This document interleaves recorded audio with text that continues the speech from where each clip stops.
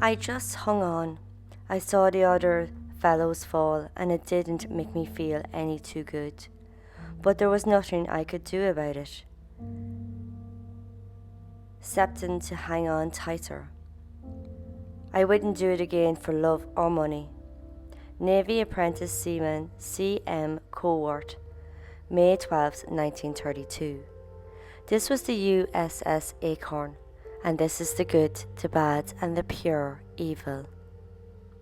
Construction began October 31st, 1929 in Iowa by the Goodyear Zeppelin Corporation, and because of its huge size, much bigger than any other airship built in the US, a special hangar was built just for the USS Akron.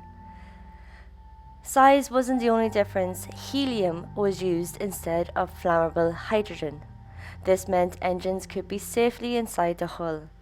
After design, construction and testing, August 8, 1931, Acorn launched in the hangar, floating freely off the floor. Its maiden flight was the afternoon of September 23rd, and on October 27, 1931, it was commissioned as a Navy vessel.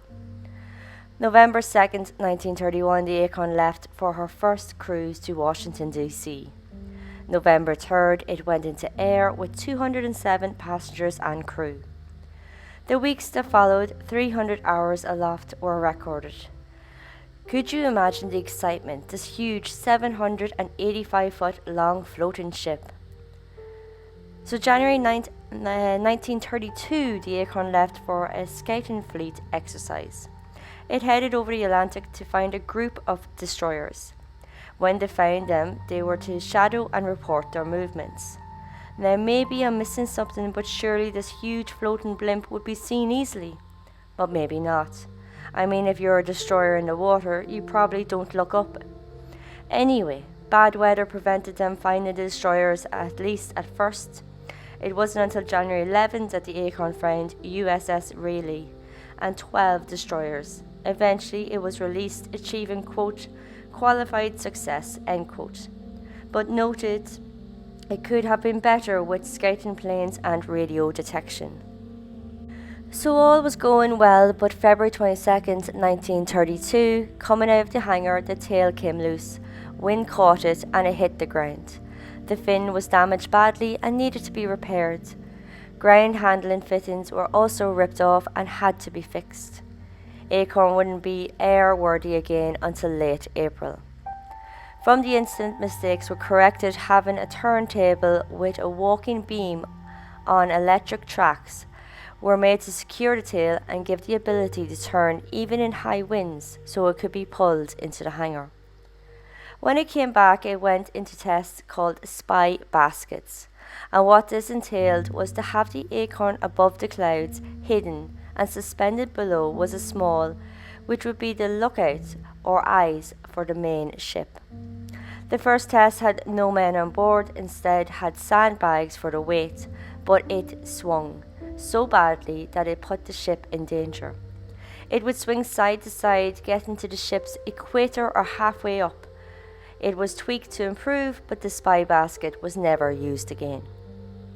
May 8, 1932, Acorn left for the US West Coast.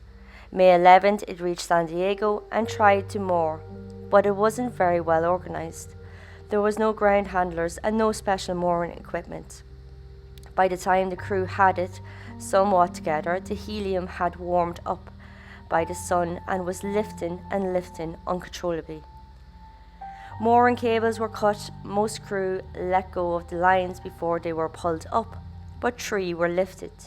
2 plunged to their deaths, and the third man, a man named Cowart, was eventually pulled on board the airship. August 22nd, while in training, another accident happened. Acorn's tail fin became damaged after hitting a beam, but quickly the repairs were done and it did 8 more flights over the Atlantic. April 3rd, 1933, Acorn casted off along New England's coast. It was going to help with collaborations of radio direction finder stations. It left about 7:30 in the afternoon, but soon hit bad weather and dense fog, which didn't improve. Lightning and heavy rain had Akron in bad turbulence at about 12:15 a.m. Then bam, its nosedived to 1100 feet. Ballast was dumped and it was stabilized at 700 feet and reached back up to 1600, but again dived quickly, 14 feet per second. It went down tail first and the lower fin hit the sea, water exploded in and the stern was dragged under. The engines pulled it into a nose-high altitude and the Acorn stalled and crashed into the sea. Quickly the Acorn broke into pieces and sank. A merchant ship which was nearby, it was the German Phoebus, and it saw lights falling at about 12:25 a.m. But they believed it was an airplane crash, not an airship. Just before 1 a.m. the lieutenant commander and Mr. Wheely was pulled from the waters along with Chief Radioman Copeland, boatswain's mate Dell, and aviation metalsmith Irwin. Copeland was unconscious and never regained it back, and he sadly died. Phoebus searched in boats for hours for more survivors. The Navy blimp J-3 was sent to help, but it too succumbed to the deadly weather and also crashed, killing 2 aboard.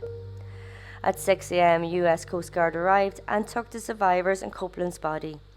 Most of the casualties were from drowning and hypothermia since there was no life jackets and it all happened so quickly, no rafts could be deployed. 73 people died in the Akron accident. Akron's accident was the beginning of the end for the airship in the US Navy. Akron is the largest loss of life in any airship crash. From the accident, other airships were given life jackets in hopes to avoid the same fate. This was proven when the airship Macon was damaged in a storm in 1935 and sank. This time though, 70 of 72 crew survived. In 1986, the National Underwater and Marine Agency believes they found the wreck using sonar scanning. No divers were sent down, but electronic equipment was used to record a 700 feet debris filled of beams and metal frames. This is believed to be the frame and debris of the USS Akron. And that is the story of USS Akron. Hit that like button if you're not subscribed, please get subscribed, and ring the hell out of that little bell. Join me next time for the Tokyo subway sarin attack. It happened March 20th, 1995 by members of the cult movement Shinrikyo. They released sarin, which is used in chemical weapons, on 3 liners of the Tokyo Metro during rush hour. 13 died and many injured, and nearly 1,000 had temporary vision problems. Until then, this was the good, the bad, and the pure evil.